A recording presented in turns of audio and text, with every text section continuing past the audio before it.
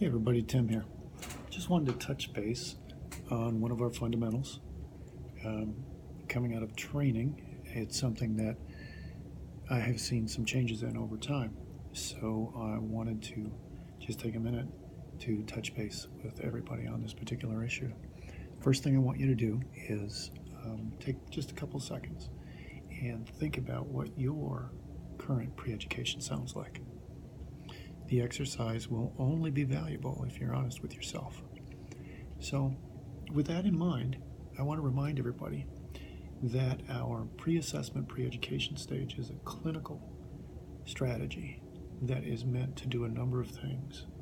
First, to begin the joining process for you and the person calling for help, to begin establishing rapport, and then to help you explain to the person calling what it is you're going to be doing, and to remind yourself of what path you're going to be taking. So you've thought about what that might look like in a normal call. And we know that things change over time just given the priorities on the floor.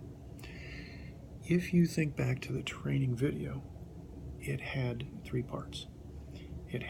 There's an architectural, if you will, kind of metaphor.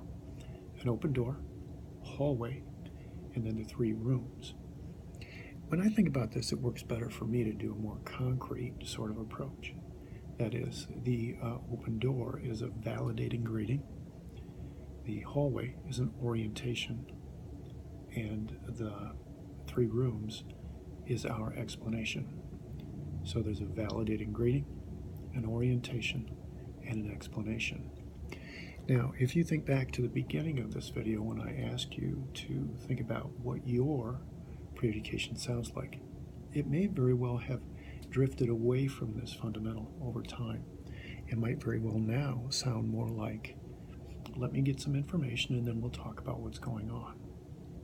Now, that's away from a clinical strategy and more of a way to get things going. Let's talk about the clinical strategy. The pre-assessment part is what's missing here, and the ability to listen for where you need to go to join with the caller. If the caller's energy is up here, you want to come up close to that and bring them back into a mid-range somewhere. If they're down low, you want to join them and pull back into the direction where you can be more effective. So it may sound something like this: a validating greeting.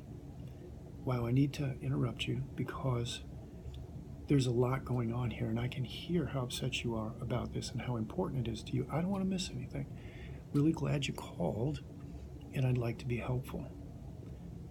What I'd like to do is this. I'm going to gather a little bit of information about who you are. Then we'll talk about what's going on for you right now. I have some questions that'll help me understand that. And then we'll see what can be put in place after the call to be helpful. Did you hear it? 3 parts. A validating greeting. Wow, I need to interrupt you because I can tell there's a lot going on for you right now. I can hear how important this is to you, and I don't want to miss anything. I'm glad you called, and I'd like to be helpful. An orientation. Let me tell you how I think I can do that. And then the explanation. I'm going to get some information about you, who you are. We're going to talk about what's going on, and I have some questions that'll help me understand that. And then we'll see what we need to do for after the call. 3 parts, clinically placed, based on what the caller gives you when you answer the phone.